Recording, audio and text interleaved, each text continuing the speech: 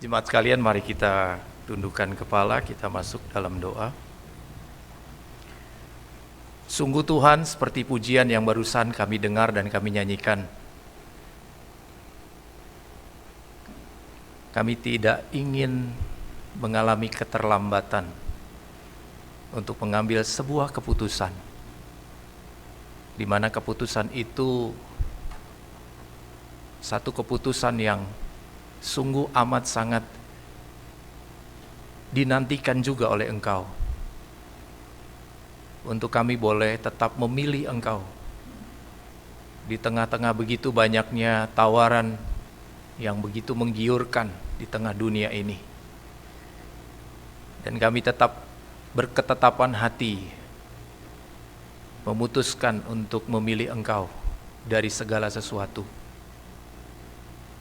Bahkan ya Tuhan, kami pun juga ingin berketetapan untuk tetap berada di dalam Engkau. Mengambil sebuah keputusan untuk tetap berada di dalam Engkau, bersama dengan Engkau. Dan untuk satu maksud dan tujuan Engkau sendiri. Walaupun kami tahu hal itu tidak mudah. Tetapi ya Tuhan, kiranya Roh Kudus-Mu menolong kami. Dan pada pagi hari ini ya Tuhan, untuk mendapatkan kekuatan supaya kami bisa berkeputusan di dalam ketetapan untuk bersama dengan Engkau. Tidak ada jalan lain ketika kami ingin hal itu terjadi, hanya melalui dan di dalam firman. Oleh karena itu Tuhan, pagi hari ini kami ingin mendengarkan, ingin memikirkan, ingin merenungkan kembali akan firman-Mu. Berbicaralah ya Tuhan, di dalam setiap kehidupan kami, pribadi lepas pribadi. Biarlah kami dengan lembut hati, boleh menerima, menyambut, merespon akan firman-Mu ini. Jadikan kami tanah yang subur ya Tuhan, supaya benih yang ditaburkan itu tidak sia-sia. Kuasai pikiran kami, kendalikan pikiran kami Tuhan, dari segala bentuk kegaduhan pikiran, dari segala bentuk pergumulan yang mungkin selama ini kami gumulkan. Oleh karena kami tidak ingin melewati bagian firman Tuhan ini, kami ingin betul-betul menikmati Engkau Tuhan. Pakai hamba-Mu, sembunyikan dia di belakang salib-Mu. Di dalam nama Tuhan Yesus Kristus kami berdoa. Amin. Rekan-rekan WL, singer, para pelayan musik boleh kembali ke tempat duduk masing-masing. Shalom. Selamat pagi Bapak Ibu jemaat sekalian, baik yang ada di ruangan ini maupun yang ada di rumah masing-masing, mengikuti akan ibadah pada pagi hari ini.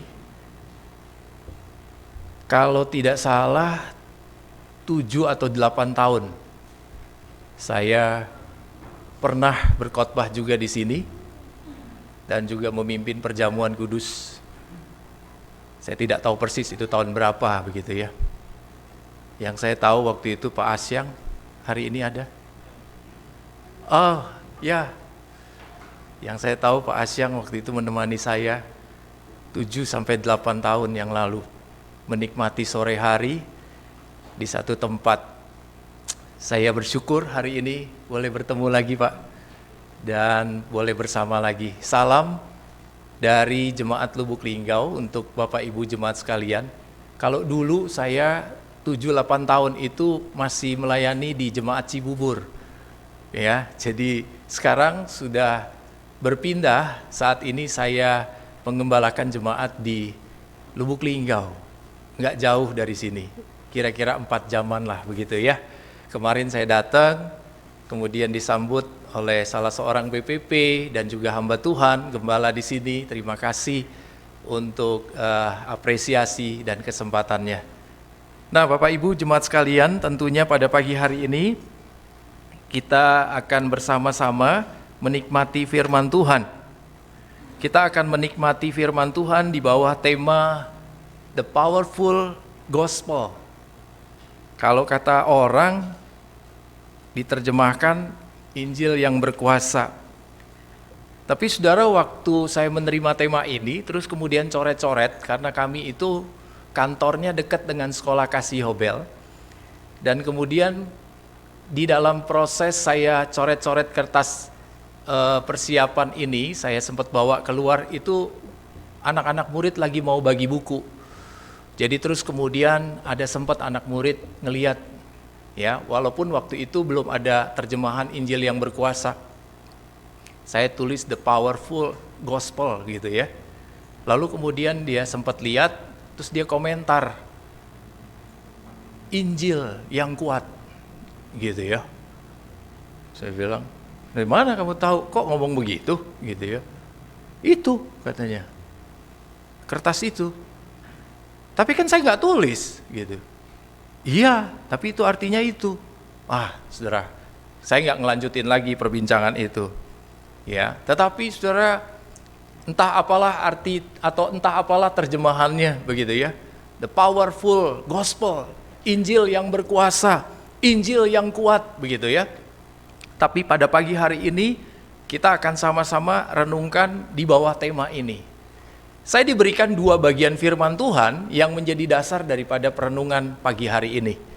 Yang pertama itu dari 1 Korintus pasal 1 ayat 18 sampai ayat 31. Yang kedua 1 Korintus pasalnya yang ke-15 ayat yang pertama hingga ayat yang ke-4. Tapi saya tidak ingin membaca 2 bagian ini. Saya hanya ingin membaca bagian yang pertama. Ya, bagian yang kedua, Bapak Ibu Saudara sekalian bisa membacanya sendiri, entah mungkin pada waktu saya menguraikan bagian ini, entah di rumah begitu ya, atau di mana yang memang situasinya sudah agak lebih tenang. Mari kita lihat 1 Korintus pasal yang pertama ayat 18 hingga ayat 31. 1 Korintus pasalnya yang pertama hingga pasal pertama ayat 18 hingga ayat yang ke-31 ya. Saya ingin membacakan bagi Bapak Ibu Saudara sekalian, dan Bapak Ibu sekalian bisa memperhatikannya di Alkitabnya masing-masing ya. Saya akan membacakannya, izinkan saya untuk membacakan bagi Bapak Ibu jemaat sekalian. Demikian firman Tuhan, ayat 18. Sebab pemberitaan tentang salib memang adalah kebodohan bagi mereka yang akan binasa. Tetapi bagi kita yang diselamatkan, pemberitaan itu adalah kekuatan Allah. Karena ada tertulis, aku akan membinasakan hikmat orang-orang berhikmat, dan kearifan orang-orang bijak akan kulenyapkan. Di manakah orang yang berhikmat? Di manakah ahli Taurat? Di manakah pembantah dari dunia ini? Bukankah Allah telah membuat hikmat dunia ini menjadi kebodohan? Oleh karena dunia dalam hikmat Allah tidak mengenal Allah oleh hikmatnya, maka Allah berkenan menyelamatkan mereka yang percaya oleh kebodohan pemberitaan Injil. Ayat 22, orang-orang Yahudi menghendaki tanda dan orang-orang Yunani mencari hikmat. Tetapi kami memberitakan Kristus yang disalibkan. Untuk orang-orang Yahudi suatu batu sandungan, dan untuk orang-orang bukan Yahudi suatu kebodohan. Tetapi untuk mereka yang dipanggil, baik orang Yahudi maupun orang bukan Yahudi, Kristus adalah kekuatan Allah dan hikmat Allah. Sebab yang bodoh dari Allah lebih besar hikmatnya daripada manusia, dan yang lemah dari Allah lebih kuat daripada manusia. Ingat saja, saudara-saudara, bagaimana keadaan kamu ketika kamu dipanggil. Menurut ukuran manusia, tidak banyak orang yang bijak, tidak banyak orang yang berpengaruh, tidak banyak orang yang terpandang. Tetapi apa yang bodoh bagi dunia, dipilih Allah untuk memalukan orang-orang yang berhikmat. Dan apa yang lemah bagi dunia, dipilih Allah untuk memalukan apa yang kuat. Dan apa yang tidak terpandang dan yang hina bagi dunia, dipilih Allah. Bahkan apa yang tidak berarti, dipilih Allah untuk meniadakan apa yang berarti, supaya jangan ada seorang pun yang memegahkan diri di hadapan Allah. Tetapi oleh Dia kamu berada dalam Kristus Yesus, yang oleh Allah telah menjadi hikmat bagi kita. Ia membenarkan dan menguduskan dan menebus kita. Karena itu seperti ada tertulis, barang siapa yang bermegah, hendaklah ia bermegah di dalam Tuhan. Sampai sedemikian jauh pembacaan firman Tuhan pada pagi hari ini. Syukur dan berbahagia kita yang membaca dan merenungkan, memikirkannya secara mendalam dan memberlakukan dalam hidup kita sehari-hari. Bapak Ibu jemaat sekalian yang dikasihi oleh Tuhan Yesus Kristus, ada satu peribahasa. Anak-anak ada yang ingat ya peribahasa ini? Masih ingat? Masih ya? Masih dong ya. Gajah mati meninggalkan gading, harimau mati meninggalkan belang, manusia mati meninggalkan nama. Ada yang tahu nggak? Artinya apa? Maksudnya apa? Ada nggak tahu? Pernah dikasih tahu begini? Belum ya? Mungkin sudah tapi pelan-pelan sedikit hilang karena pengaruh gadget kali ya. Mungkin gitu ya. Tapi mungkin sekali juga ada yang belum. Tetapi Bapak Ibu jemaat sekalian, saya percaya kita sangat lekat dan dekat dengan peribahasa ini, ya. Satu peribahasa yang sangat kental dengan makna di dalamnya. Punya makna yang baik yang ingin dikemukakan daripada peribahasa ini.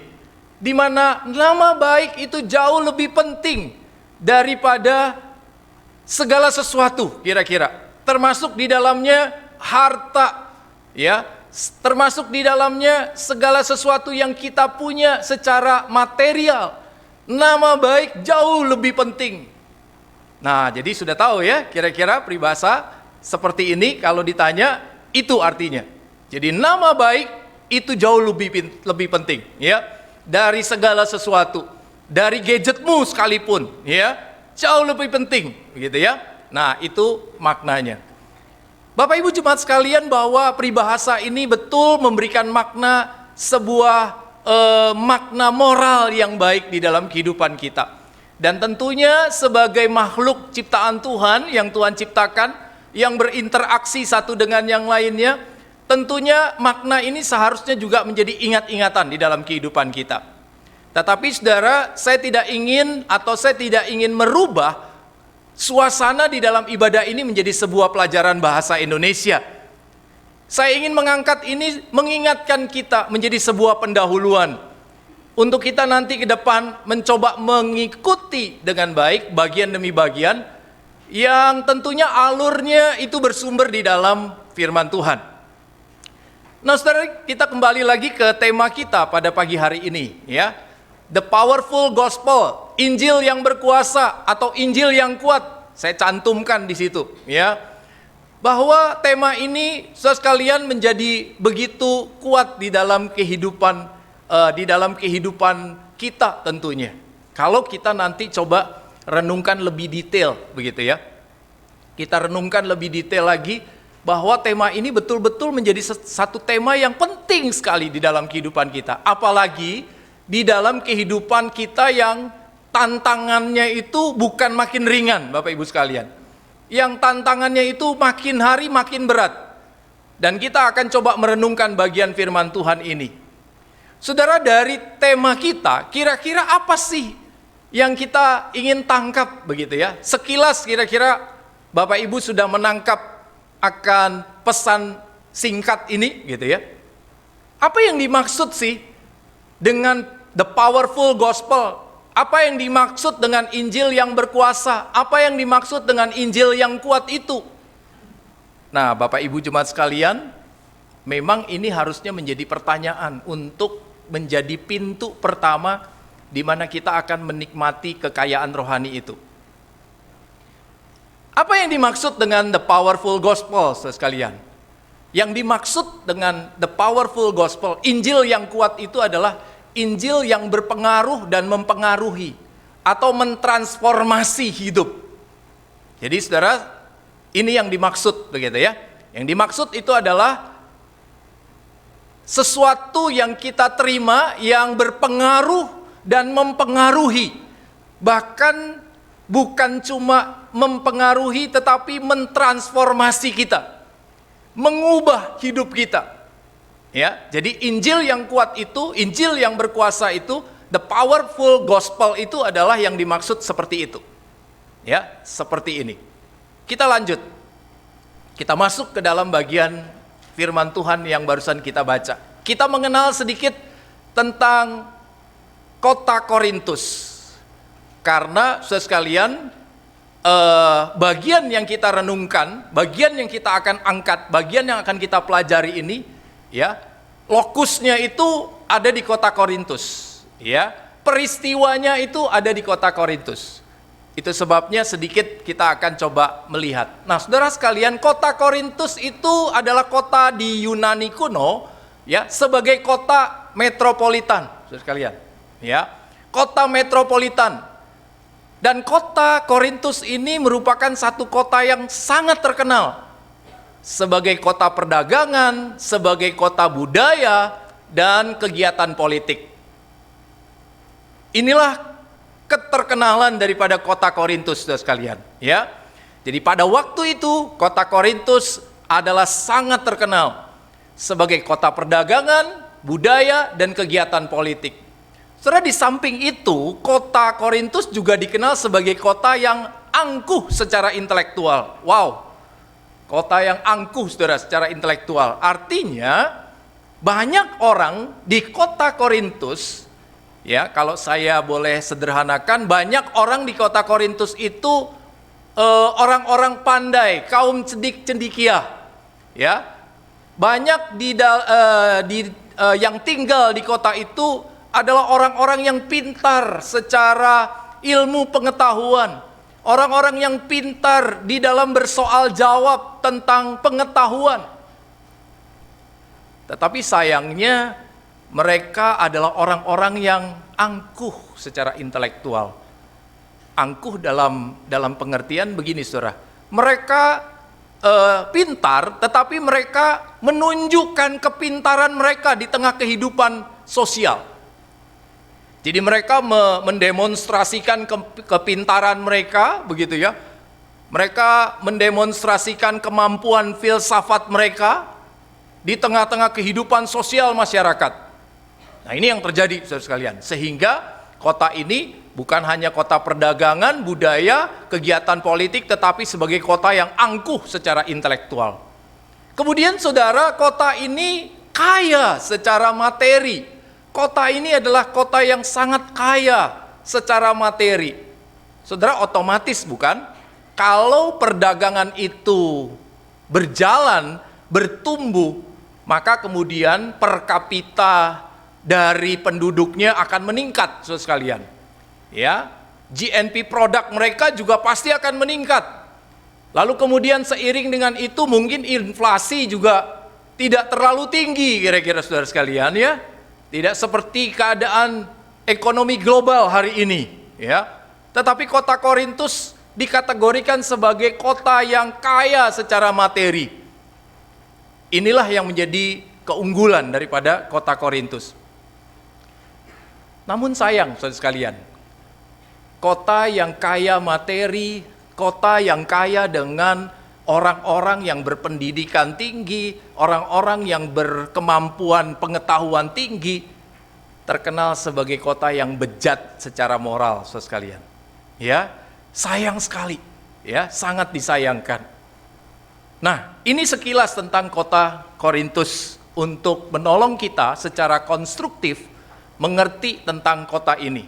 Kita akan beranjak ke jemaat Korintus. Jadi itu tadi kotanya, sekarang jemaatnya, saudara sekalian. Bagaimana jemaatnya? Jemaat Korintus itu terdiri dari dua kumpulan besar orang. Ya, dari kumpulan yang pertama itu adalah beberapa orang yang berlatar belakang Yahudi. Ini yang pertama, saudara sekalian, ya. Tetapi saudara, kebanyakan jemaat Korintus itu, ya, adalah orang-orang yang bukan berlatar belakang Yahudi. Kalau terkenalnya itu orang-orang Helenis, kira-kira begitu. Orang-orang kafir, orang-orang yang tidak mengenal Tuhan, orang-orang yang berlatar belakang sebelumnya adalah penyembah berhala. Ya, itu mereka. Nah, ini jemaat Korintus, saudara sekalian. Tadi kota Korintus didiami oleh penduduk yang seperti itu, terkenal sebagai kota yang angkuh secara intelektual, kaya materi, perdagangannya meningkat, budayanya juga tinggi gitu ya. Terus kemudian kegiatan politiknya juga sangat masif begitu ya. Tetapi di dalam jemaat Korintus, saudara sekalian, terbentuk dua, latar belakang Yahudi dan non-Yahudi ya. Mungkin orang-orang Yunani bisa dikatakan seperti itu saudara sekalian. Tetapi latar belakang mereka adalah penyembah berhala. Nah, saudara, jemaat Korintus ini didirikan oleh Rasul Paulus ya. Didirikan oleh Rasul Paulus dalam satu perjalanan misi yang kedua saudara sekalian. Dan itu diperkirakan pada tahun sekitar 52 Masehi. Bahkan Rasul Paulus menyebutkan jemaat Korintus, saudara, ini sesuatu yang booming begitu ya. Sesuatu yang viral, sesuatu yang luar biasa didapati oleh Paulus di tengah-tengah jemaat. Bahkan Paulus menyampaikan bahwa jemaat Korintus itu tidak kekurangan satu karunia pun. Kalau kita coba browsing 1 Korintus, maka kita akan menemukan itu. Pasal-pasal 12 kita akan menemukan bagaimana kayanya karunia-karunia rohani yang dimiliki oleh jemaat daripada Korintus. Oh saudara, tidak kekurangan satu karunia pun. Ya, ini satu statement Paulus yang viral, luar biasa, mendunia saudara sekalian. Dan ini memang fakta, ini bukan hoax. Ini sesuatu yang memang terjadi di tengah-tengah kehidupan jemaat Korintus. Saudara, ketika kita mempelajari baik kota Korintus maupun jemaat di Korintus, maka kemudian saudara kita bisa berlanjut. Ya, apakah dengan demikian Injil berpengaruh di jemaat Korintus? Ini pertanyaan yang berikut yang perlu kita selidiki bersama. Apakah dengan begitu, seperti Rasul Paulus katakan, tidak satu karunia pun kurang di dalam jemaat Korintus, maka kemudian kita bisa katakan bahwa Injil itu berpengaruh di jemaat Korintus? Saudara, tunggu dulu, tahan dulu. Mari kita lihat apa yang dikatakan oleh kitab suci. Apakah betul Injil berpengaruh di tengah jemaat Korintus? Saudara, mari kita perhatikan baik-baik. Di dalam 1 Korintus ayat 18 sampai ayat yang ke-31. Saudara, ayat 18 ini berbicara di awal mengatakan menarik perhatian kita kepada pemberitaan tentang salib sekalian, ya. Tentang salib, di mana Paulus menarik perhatian pertama itu ingin mengingatkan lagi bagaimana pemberitaan salib. Pemberitaan salib yang disampaikan di tengah-tengah kota Korintus pada waktu dia melayani kota itu. Dan dia melihat, dia merasakan, dia mengalami bagaimana ketika dia menyampaikan salib, ya, untuk orang-orang binasa, ya, untuk mereka yang akan binasa. Mereka menganggap pemberitaan tentang salib ini satu kebodohan. Ya, satu kebodohan. Dan pada akhirnya disampaikan oleh Paulus di sana, tetapi bagi kita, termasuk Paulus tentunya di sini ya, bagi kita yang diselamatkan, pemberitaan itu adalah kekuatan Allah. Jadi pemberitaan tentang Kristus yang disalib itu buat orang yang binasa itu kebodohan. Tapi buat orang yang diselamatkan itu pemberitaan yang menjadi kekuatan Allah. Sebagai pendahuluan daripada Paulus pada waktu itu. Tetapi saudara, berikutnya Paulus menerjemahkan atau meneruskan akan bagian ini. Untuk menjawab pertanyaan kita, apakah Injil berpengaruh di jemaat Korintus? Saudara, mari kita coba perhatikan ayat 22. Di dalam ayat 22 Paulus mengatakan, orang-orang Yahudi menghendaki tanda dan orang-orang Yunani mencari hikmat. Orang-orang Yahudi menghendaki tanda dan orang-orang Yunani mencari hikmat. Tadi latar belakang kota saya sudah jelaskan. Kemudian latar belakang jemaat Korintus juga saya sudah jelaskan. Ada dua kelompok besar, orang Yahudi dan non-Yahudi. Perhatikan ayat 22 baik-baik. Orang-orang Yahudi apa yang dia kehendaki? Tanda.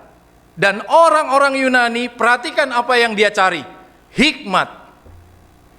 Dan ayat 23 bagian A menyebutkan begini. Tetapi kami memberitakan Kristus yang disalibkan. Sama enggak? Orang Yahudi cari tanda, orang Yunani cari orang Yahudi menghendaki tanda, orang Yunani mencari hikmat, tetapi kami memberitakan Kristus. Beda kan? Beda, saudara sekalian. Apa maksudnya? Yang pertama yang kita bisa temukan, orang Yahudi mencari tanda, menghendaki tanda. Orang Yunani mencari hikmat. Padahal pelaku peletak dasar daripada pelayanan atau bertumbuhnya jemaat di Korintus, yang mereka lakukan adalah memberitakan Kristus yang disalib. Saudara, orang-orang Yahudi, jemaat yang berlatar belakang Yahudi, lebih menghendaki tanda. Jemaat yang berlatar belakang Yunani karena merasa pinter, dia yang dia cari itu adalah hikmat. Orang Yahudi kehendaki tanda karena mereka biasa hidup di dalam hukum Taurat. Semua serba tanda. Kalau buat salah ini, lalu kemudian korbankan segala macam pengorbanan lah ya. Ada tekukur, ada domba yang tak bercacat dan sebagainya. Di hari keberapa harus darah dipercikan ini dan itu, begitu kan? Semuanya serba tanda. Kalau nggak ada tandanya, aku nggak mau. Itu nggak sah. Orang-orang berlatar belakang Yahudi serba syariah, saudara sekalian. Orang-orang Yahudi berlatar belakang Yahudi serba syariah, serba hukum. Serba tanda, kalau nggak begini berarti tidak sah. Ya, kalau tidak melakukan ini, nggak ada tandanya, maka aku tidak diterima. Apa sih bedanya orang Kristen sama orang non-Kristen? Ini beda yang hakiki, saudara sekalian. Kalau orang-orang non-Kristen, ya, dia berbuat baik dulu supaya diterima oleh Tuhan. Tapi kita beda. Kita nggak begitu, Bapak Ibu sekalian. Kita sudah diterima oleh Tuhan melalui Yesus Kristus. Maka kemudian kita melayani Tuhan. Kita diberesin dulu. Bukan kita cari dulu, kemudian nanti diterima. Saudara sekalian, berbeda bukan? Paham ya? Berbeda. Kita beda dengan agama lain, kita beda dengan orang-orang di luar sana. Kalau orang di luar sana melakukan dulu, taat dulu. Kalau kamu taat, kamu nanti diterima. Kalau kamu memenuhi hukum ini, hukum itu, kamu nanti diterima oleh Tuhanmu. Kita tidak, kita diterima dulu oleh Yesus Kristus di dalam kematiannya, lalu kemudian di dalam pemahaman seperti itu, maka kemudian kita menghampiri Tuhan dan Tuhan berkenan. Kenapa? Karena Kristus sudah menebus duluan. Kristus sudah menggaranti kita, saudara sekalian. Terus lagi lanjut, saudara sekalian. Ini bagian yang pertama. Artinya apa, saudara, ayat 22 ini? Artinya bahwa mereka sibuk dengan diri mereka sendiri. Mereka sibuk mencari kepentingan diri sendiri, saudara sekalian.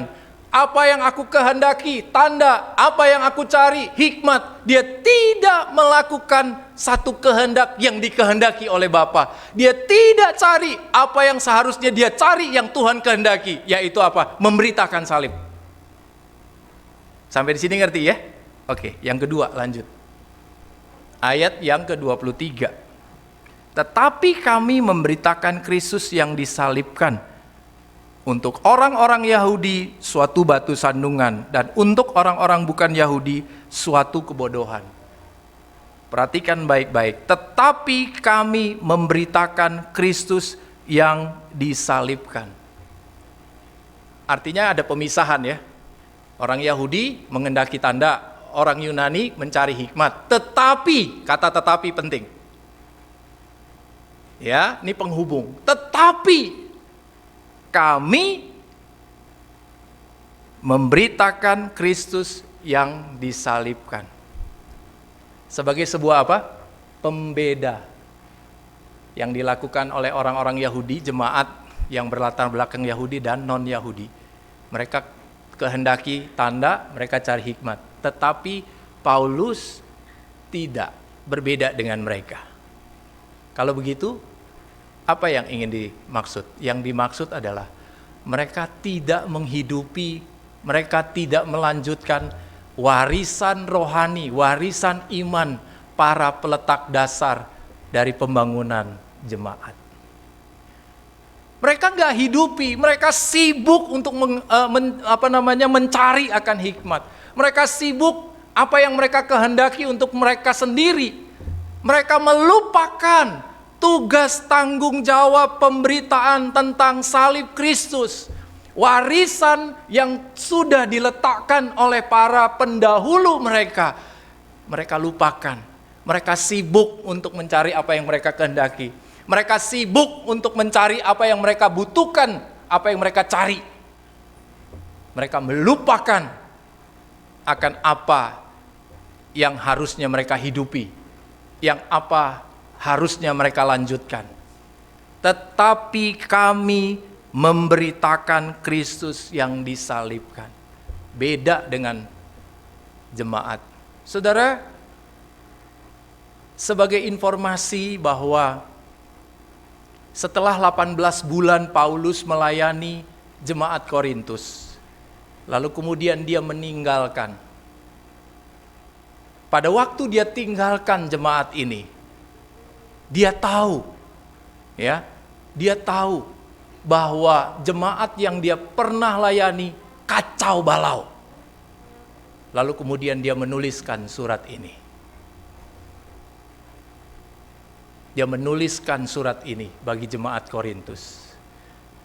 Karena apa? Karena mereka sudah melupakan tanggung jawab pemberitaan salib Kristus. Mereka sudah tidak melanjutkan warisan iman yang diletakkan oleh Paulus pada waktu dia memulai jemaat ini. Yang ketiga, saudara, ayatnya yang ke-24 sampai ayat yang ke-26. Saya bacakan ayat yang ke-24. Tetapi untuk mereka yang dipanggil, baik orang Yahudi maupun orang bukan Yahudi, Kristus adalah kekuatan Allah dan hikmat Allah. Saudara, perhatikan ada dua frasa yang berbeda di dalam ayat 24 dan 26. Yang pertama dipanggil. Tetapi kemudian saudara dilanjutkan ayat 27 sampai di ayat 27 saudara. Di ayat 27 satu frasa diulang berkali-kali saudara. Apa itu? Dipilih. Dipanggil dan dipilih. Saudara kalau mau perhatikan Matius 22 ayat 14. Yesus bilang apa? Banyak yang dipanggil tapi sedikit yang dipilih. Ya. Dan Paulus menggunakan ini. Dulu kamu itu dipanggil. Dan pada waktu kamu dipanggil, buat orang Yahudi maupun orang Yunani, Kristus itu adalah kekuatan Allah dan hikmat Allah. Lalu kemudian dia ingatkan lagi, sebab yang bodoh dari Allah lebih besar hikmatnya daripada manusia. Dan yang lemah dari Allah lebih kuat daripada manusia. Belum selesai, ayat 26 dia tutup begini saudara sekalian. Ingat saja, ini petunjuk bahwa sebenarnya mereka sudah melupakan siapa mereka sesungguhnya. Lalu kemudian dijelaskan, saudara-saudara ayat 26, bagaimana keadaan kamu ketika kamu dipanggil menurut ukuran manusia? Tidak banyak orang yang bijak, tidak banyak orang yang berpengaruh, tidak banyak orang yang terpandang. Artinya apa saudara sekalian? Pada waktu mereka dipanggil, tidak banyak orang yang dipandang sebagai orang bijak saudara sekalian. Tidak banyak orang yang dipandang sebagai orang yang berpengaruh. Tidak banyak orang yang dipandang sebagai orang yang terpandang. Tidak banyak pada waktu mereka dipanggil. Mereka melupakan akan kondisi ini, Bapak Ibu jemaat sekalian. Mereka melupakan kondisi ini. Siapa kamu? Waktu aku panggil, nggak banyak orang yang bijak, nggak banyak orang yang berpengaruh, nggak banyak orang yang terpandang. Tetapi ingat, aku panggil kamu. Supaya kamu apa? Supaya kamu bijak, supaya kamu berpengaruh, supaya kamu terpandang. Artinya, pendeknya, Paulus mau bilang begini, dulu tuh kamu nothing. Nggak ada apa-apanya. Jangankan bijak, jangankan berpengaruh, jangankan terpandang. Tidak. Tapi oleh karena pemberitaan salib, akhirnya kamu jadi terpandang, jadi bijak, jadi berpengaruh. Itu bahasa lain kalau Paulus mau ngomong. Artinya apa? Mereka melupakan siapa sesungguhnya mereka. Nah, ini 3 petunjuk. Kalau begitu kita jawab dulu pertanyaan di atas. Apakah Injil berpengaruh di jemaat Korintus? Berpengaruh nggak? Gimana menurut Bapak Ibu? Berpengaruh? Bapak Ibu yang di rumah kira-kira berpengaruh? Kalau mau dibilang nggak berpengaruh, pada waktu Paulus tinggal setelah 18 bulan dia layani, jemaat ini kaya dengan kekayaan rohani. Tak gua salah lagi ngomong. Tapi kalau mau dibilang berpengaruh, 3 ini kok masuk akal ya? Nah lu, berpengaruh nggak? Injil kuat nggak? Saudara, jawabannya adalah belum sepenuhnya. Bukan berarti tidak. Kalau tidak mungkin jemaat Korintus itu disebutkan oleh Paulus tadi. Tidak ada kekurangan satupun karunia di dalam jemaat. Kalau tidak, maka itu harusnya tidak berlaku. Pernyataan itu tidak berlaku. Itu berarti namanya Paulus hoax, menyampaikan berita bohong. Tetapi kemudian ketika kita dapati petunjuk ini, 22, 23, 24, sampai 26 gitu ya, sampai 31, kok menunjukkan bahwa memang tidak berpengaruh. Iya juga gitu. Artinya iya dan tidak. Iya, Injil kuat, karena pada akhirnya di dalam kasih karunia Tuhan, mereka juga bisa memiliki karunia-karunia rohani. Memang tidak semua orang yang seperti di dalam disebutkan tiga alasan ini.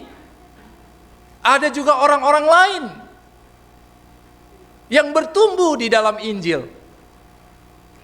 Itu sebabnya makanya jemaat di Korintus itu belum sepenuhnya kebanyakan dari mereka ya belum mengalami Injil yang kuat. Saudara, makanya kalau saudara ngebrowse begitu ya, cari tahu, itu ada 2 hal yang terkenal di dalam kehidupan jemaat Korintus. Yang pertama itu adalah perpecahan antar golongan, dan yang kedua kebejatan moral. Ya, kalau kita perhatikan, baca 1 Korintus, maka kita akan temukan ini 2 yang terkenal di dalam jemaat Korintus. Ya, saudara, bahkan disebutkan ketika Paulus menyebutkan bahwa jemaat di Korintus tidak satu karunia pun yang kurang di dalam jemaat Korintus. Wah, mereka begitu rupa ekstase, saudara sekalian. Kegembiraan yang meluap-luap, saudara sekalian. Luar biasa, kita tidak kekurangan satu karunia pun. Wah, saudara, mereka ekstase, mereka begitu meluap-luap dengan kegembiraan. Tetapi saudara, ketika mereka meluap-luap dengan kegembiraan, mereka meresponi kegembiraan itu bukan memuliakan Kristus. tetapi justru mereka meresponi luapan kegembiraan itu dengan mengadakan kegiatan seksual bebas. Perzinahan, percabulan, kenajisan mereka luapkan. Makanya saudara, kalau saudara teliti lagi, pada waktu itu ada Dewi Asmara. Ada Dewi Asmara yang begitu rupa cukup kuat mempengaruhi saudara di dalam kehidupan jemaat Korintus. Ya. Namanya Akrokorintus.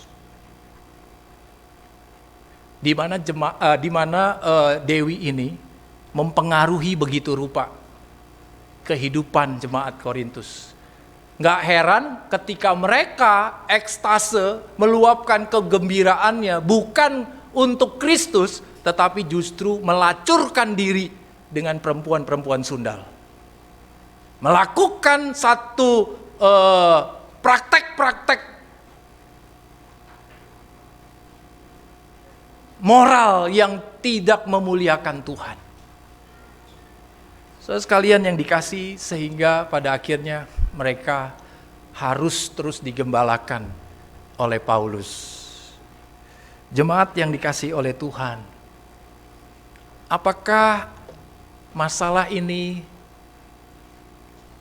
hanya bisa terjadi pada jemaat Korintus saja? Apakah sejarah tentang kejatuhan jemaat Korintus hanya dialami oleh mereka? Hanya mungkin dialami oleh mereka? Tidak, saudara sekalian. Apa yang jemaat Korintus alami mungkin sekali juga dialami oleh banyak jemaat dimanapun berada. Tidak tertutup kemungkinan kita, saudara sekalian. Tidak tertutup kemungkinan dimanapun jemaat Korintus mengalami seperti jemaat Korintus. Tidak tertutup. Tidak tertutup kemungkinan. Ketika kita mengetahui hal ini, jangan dulu senang. Oh, itu pernah terjadi di jemaat Korintus. Dan kemudian kita menutup diri. Itu tidak terjadi pada diriku. Itu tidak terjadi pada jemaatku. Tunggu dulu sekalian. Tunggu dulu. Periksa dulu baik-baik. Cek dulu baik-baik. Jangan sampai keliru. Jangan sampai salah. Jangan-jangan kita juga sedang berjalan seperti jemaat Korintus. Mencari kepentingan diri sendiri. Yang kita kehendakin adalah pemuasan diri kita sendiri. Yang kita cari adalah yang memuaskan diri kita sendiri. Seperti orang Yunani, dia ingin intelektualnya itu dipuaskan. Maka dia cari hikmat, dia cari pengetahuan. Mungkin berbeda seperti orang Yunani. Kita mencari kenikmatan dunia ini. Apa bedanya kalau begitu? Saudara sekalian, mungkin sekali terjadi pada jemaat di luar jemaat Korintus. Mungkin kita sedang memikirkan sesuatu yang kita ingin puaskan untuk memuaskan daging ini. Kita menghendaki segala sesuatu yang bisa memuaskan diri kita. Kita mengekspresikan diri kita sedemikian rupa melalui media-media sosial, melalui sarana-sarana media yang kita tahu itu bisa menonjolkan diri kita. Kita menghendaki secepat mungkin kita populer. Belum tentu, saudara, itu hanya terjadi di jemaat Korintus. Belum tentu. Di jemaat di tengah dunia saat ini pun mungkin sekali itu terjadi. Mungkin sekali, saudara, kita sudah lupa yang namanya memberitakan salib Kristus. Kenapa? Karena saya sudah terlalu sibuk dengan urusan pekerjaan saya, sudah terlalu sibuk dengan urusan sosial saya, sudah terlalu sibuk dengan pelayanan saya. Saya tersentuh dengan hal ini, Bapak Ibu sekalian. Sebagai seorang pendeta, sebagai seorang rohaniwan, saya ditegur. Mungkin terlalu sibuk dengan kegiatan rohani, sehingga lupa memberitakan salib Kristus.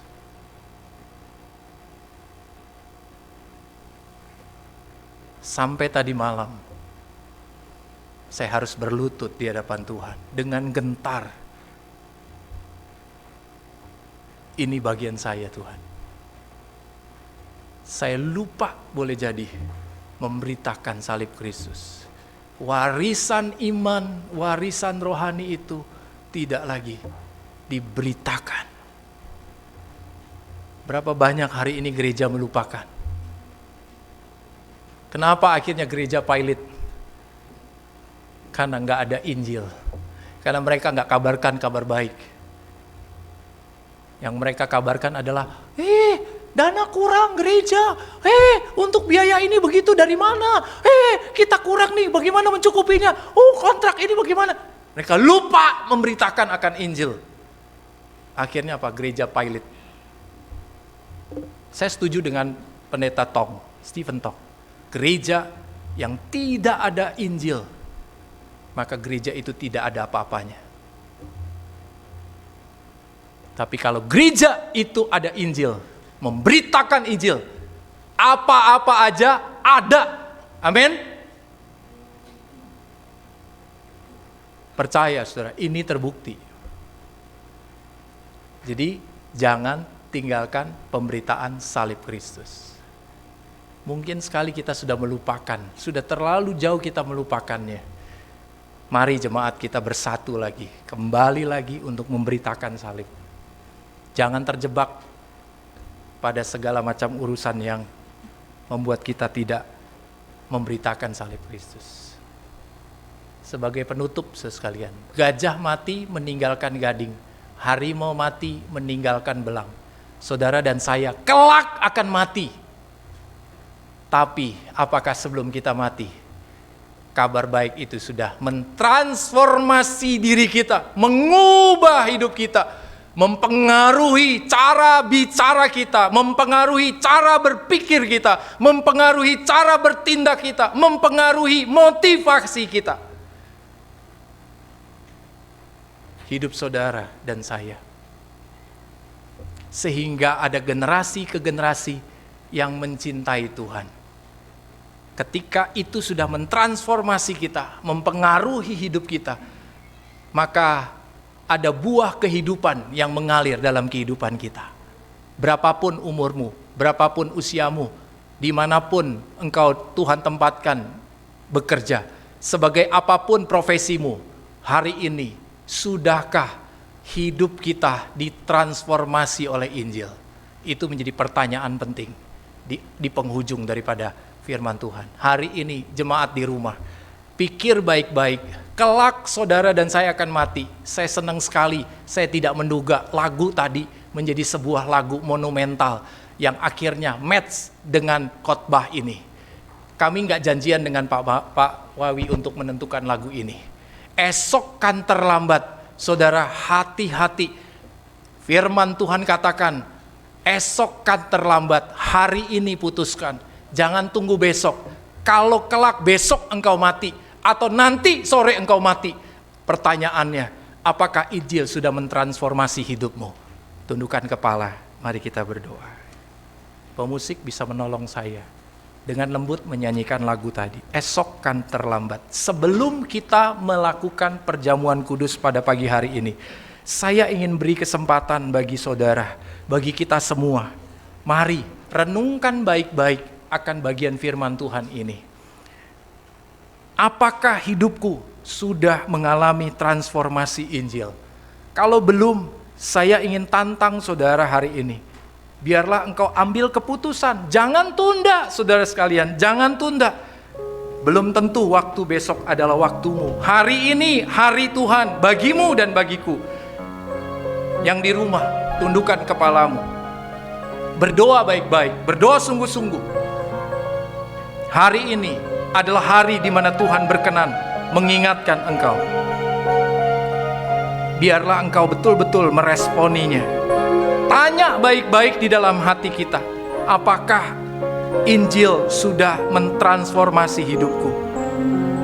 Jangan puas jadi orang yang dipanggil saja, tapi lakukan yang terbaik buat Tuhan. Ketika engkau sudah ditransformasi oleh Injil, maka percayalah engkau menjadi orang-orang pilihan Allah. engkau dipilih. Yesus katakan, banyak yang dipanggil tetapi sedikit yang dipilih. Kenapa? Karena Injil tidak mentransformasi hidupmu. Masih begitu-begitu saja, dari dulu sampai sekarang, masih berkanjang terus di dalam dosa, yang itu-itu saja. Hari ini Tuhan berperkara dalam hidupmu. Jika ada, dengan menundukkan kepala, hari ini dengan menundukkan kepala, cukup di tempat di mana engkau duduk, saya ingin berdoa buat engkau. Acungkan tanganmu dan saya ingin berdoa buat engkau. Jikalau ada yang ingin merespon akan kasih Tuhan, cukup acungkan tanganmu di tempat dan kemudian turunkan. Saya ingin berdoa buat engkau hari ini. Tidak perlu tengok kanan kiri, tidak perlu tengok depan belakang. Engkau berdoa di dalam hatimu hari ini. Responi firman Tuhan. Katakan kepada Tuhan, Tuhan ampuni saya. Hari ini saya ingin berkomitmen di hadapan-Mu. Saya ingin ditransformasi oleh Injil-Mu. Saya ingin diubahkan. Sekiranya ada, cukup acungkan tangan sedikit saja supaya saya bisa melihat dan saya ingin berdoa. Jangan tunggu terlambat. Yang di rumah, puji Tuhan, turunkan tangan. Yang di rumah, engkau bisa sebentar. Puji Tuhan, turunkan tanganmu. Puji Tuhan, turunkan tanganmu. Yang di rumah, engkau taruh tangan kananmu di dada kirimu. Jika engkau tersentuh pagi hari ini oleh firman dan engkau diingatkan, hari ini aku butuh Injil yang mentransformasi hidupku sebelum terlambat. Saya tidak tahu waktu itu akan tiba kapan, tapi jangan sia-siakan. Saudara, ini perkara pasti kelak engkau dan saya akan mati. Tapi pertanyaan pentingnya adalah, sudahkah engkau ditransformasi oleh Injil hari ini? Mungkin engkau yang melupakan pemberitaan salib Kristus dan engkau ingin bertobat. Katakan itu. Angkat tanganmu di tempat dudukmu sedikit saja supaya saya bisa melihat. Jangan tengok kanan kiri, tengok depan belakang. Perhatikan dirimu baik-baik. Kalau iya, saya ingin berdoa buat engkau. Sebelum engkau menerima perjamuan kudus, menjadi metrai pada pagi menjelang siang ini. Adakah yang lain sebelum saya tutup dan kita berdoa?